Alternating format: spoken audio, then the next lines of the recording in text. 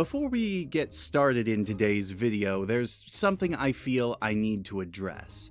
One of my commenters on the last video actually pointed out that the Knuckles comics don't exactly feel like Sonic or Knuckles stories, more like fan fiction than anything else. I would argue that any licensed work is fan fiction in one form or another, but it not feeling like a Sonic story is worth noting here. Because while Ken Penders does claim that he's proud of the things he's done, with Knuckles specifically, it's pretty clear that his focus isn't really on the Sega characters, but on the original ideas and stories he wanted to tell. That's not necessarily a bad thing in general. Great authors are capable of taking disparate ideas and putting them together, but the problem is that Ken doesn't really try that hard to incorporate the Sega elements into his stories. Which is why a lot of the comic, especially during this era, built an identity entirely of its own. Of course, whether this is a good or a bad thing is up for debate, and while there are elements that I like, Ken doesn't really do it many favors. And I should also state that while I've complimented some of these stories before, for example, I did say that the last issue wasn't that bad as a setup, I will admit that is just as a general story, and that's not taking into account what happens later in the story, since most of these stories seem to fall apart by the second act anyway. But I often don't flat out say that these are bad Sonic or bad Knuckles stories, since I'm approaching my critique from a general structure and storytelling perspective. But I will agree wholeheartedly, a lot of stories in the Knuckles comics specifically just do not feel like the sort of stories that you would associate with these characters. They may be good, they may be bad, mostly bad, let's be honest, but they certainly don't feel like anything true to the characters, at least as we know them.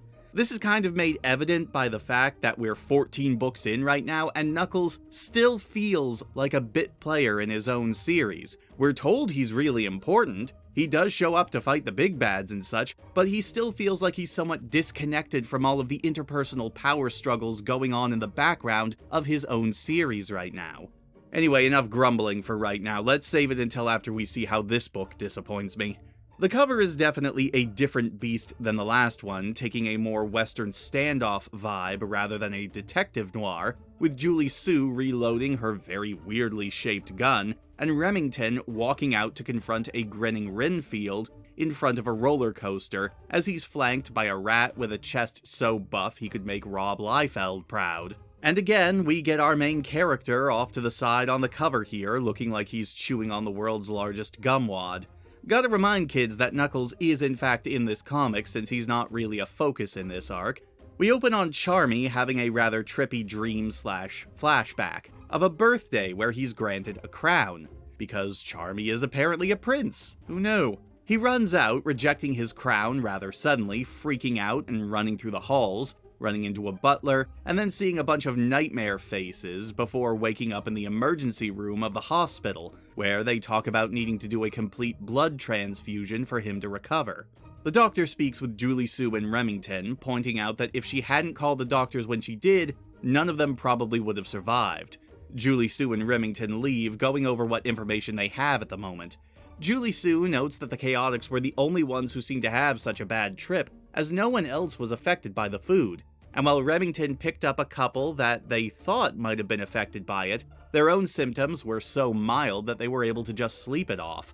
The two of them load into his car and drive back to Happy Land to try and find the missing pieces to the puzzle. We cut over to Renfield, who is having his conversation with Ebony Hare, who points out that the sauce he uses in his fair food, specifically the chili dogs, is way too potent. Since he's using so much of it, he's at risk of killing off his market rather than actually making repeat customers. Renfield says that so far as he's concerned, they haven't had any incidents in the fair, save for the one yesterday concerning the Chaotix, and he believes that he's just giving the people what they want. That is, more and more of the very dangerous, very illegal, highly addictive substance that he's lacing his carnival food with that nobody knows is actually there. He calls out a muscle-bound red rat, his own bodyguard named Ripper, to intimidate Ebony and his entourage.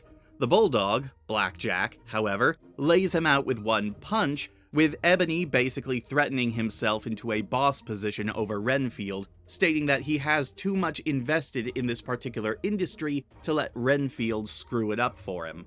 I'm curious, exactly how were these guys operating before the dingoes in Echidnopolis came back? Is this something that cropped up right after the two species came back? Or were they just offering this to whoever they could to build up the brand in preparation for taking it somewhere off the floating isle? In fact, how did these guys get onto the floating isle to begin with? Why was Happy Land here in the first place? I know I probably asked this back in the Chaotix review, but given how firm Knuckles was about keeping other people off the island, he kinda missed them, you know? Anyway, we transition back into Charmy's mind, where he's flashing back to him trying to avoid a young bee woman named Saffron, holding a rather misogynistic thought that girls are just nothing but trouble, flying off to have some fun with his bro Mello. So here's where we're actually introduced to him, after he's already died in Charmy's arms. Turns out, Mello was the one who initially encouraged Charmy to ignore authority and just do what he wanted and what made him happy. Good sentiments to be sure, but the way they're presented here makes Mello sound a lot more like a bad influence or a delinquent, and given that we haven't really seen much of Charmy's life before he was given the crown, his freakout seems like a very big out-of-nowhere moment. I mean, there are things we can infer here, but I'm not particularly sure who to root for in this situation, even though I'm pretty sure I get the gist of what the story's trying to convey, it's just not conveying it that well. Anyway, Charmy flies off to explore the floating island, as it's actually right above their home now, and that's where he ends up meeting Mighty for the first time, and then we cut over to Mighty waking up in his hospital bed, suggesting that this particular flashback dream was in his mind and not Charmy's, so yeah, great continuity there. As a doctor gets an emergency call from Mighty's room, we see that Mighty's doing pretty alright, it looks like, able to lift up his hospital bed and looking like he was completely healed after his little trip. And after that, we jump right back to Renfield and Ebony, as Ebony is once again threatening him, though an alarm alerts them that there's a problem in the park, and sure enough, Remington and Julie Sue are poking around the food stalls again. Since Ebony expects him to clean up his own mess, Renfield goes out to meet them.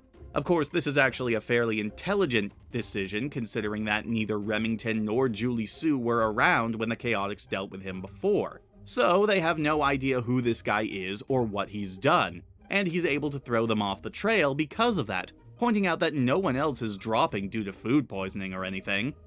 They continue to look around, though Renfield is clearly relieved to have thrown them off for the time being. Ebony, though, is less than pleased, stating that once they're done with the trial run, they'll have to get rid of Renfield permanently. Back with Locke and his father, who I keep forgetting the name of, they're watching as Knuckles is assaulted by a gang of biker bears, both of them basically repeating the dialogue they said in the last issue about how Knuckles has learned quite a bit, but they're still not sure how much. Knuckles actually manages to impress them both by demonstrating a huge amount of power, throwing out a whirlwind attack that lays out all of his foes at once. But both of them think that's a lot of raw power for one echidna to have, though Locke is fairly sure that Archimedes can show him how to use it properly. Because, you know, no one wants to actually be a father, or a responsible person, around here. Though Locke's father says that Locke himself would be a better candidate than Knuckles. Don't know what that's about right now. We cut to Vector waking up in his own hospital bed, freaking out a nurse with his chompers, just as the doctors rush in while Charmy starts having some sort of bad convulsions. Now that we've established that critical scene, let's jump over to Harry the cab driver as he's visited by General Stryker, who is attempting to get Harry to cooperate in some sort of plan he has to interrupt the status quo, despite Harry saying that he's already done his tour of duty. He's not interested in the military anymore, but he's basically threatened to either assist Stryker or meet an unfortunate accident down the line. And right after that, he's visited by Remington and Julie Sue, who weren't able to find any more evidence at Happy Land. But Remington suspects that, despite having given his statement at the hospital, Harry might know more than he's letting on, maybe even the people responsible for this. Wow, way to profile a guy who up to this point has literally given you no reason to be suspicious of him. Yeah, he did try to sneak out of the hospital when Remington showed up, but assuming the guy's guilty of knowing drug smugglers is a bit of a leap. He agrees to a quid pro quo sort of situation and drives them to where they can make a deal. Ebony gets a call that someone wants to make a deal while Remington and Harry watch from nearby, with Remington assuring the cab driver that his unpaid parking tickets will be taken care of after this is over. Inside an abandoned warehouse, the usual hangout for drug dealers and various other ne'er-do-wells, Julie Sue is blindfolded, waiting to conduct business with Ebony. However, Ebony shows off some genre savviness here and doesn't buy that some woman off the street just suddenly wants to call him up and start conducting business with him. When Julie Sue starts to leave, he grabs her, informing her that he's going to start asking questions, before taking her up to the roof and throwing her off, ending the issue. This issue was exhausting, mostly because of how often we're switching around from scene to scene. While most of it is in service of making the plot move forward, there is still a lot of extraneous stuff going on, like the scene with Knuckles and Locke, which mostly just feels like a repeat of what we got in the last issue. Charmy's fever dream flashbacks, while they are good for showing a bit more about where he came from, feel incredibly unnatural and don't really paint the bee in a good light.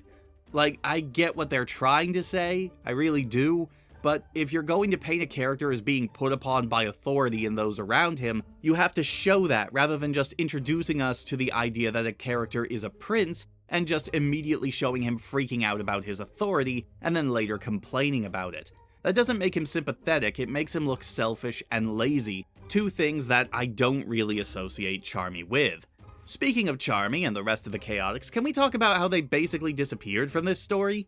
This story arc was introduced as a means for the Chaotix themselves to shine, but at the end of the first issue, they do a dumb and end up in the hospital, and they spend the entirety of this issue recovering.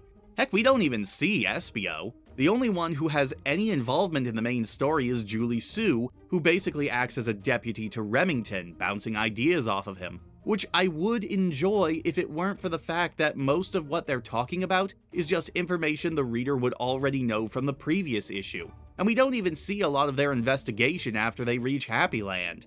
I actually think more of our time is spent establishing our villains rather than following our heroes.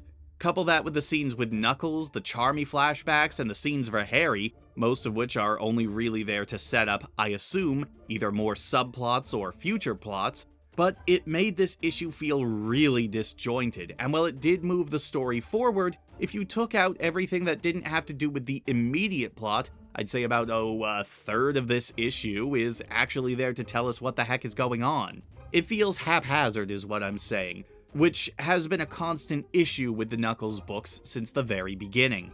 Let's see if they can rein it in a little bit for the finale of this arc with Knuckles the Echidna, issue 15. See you next time, everyone.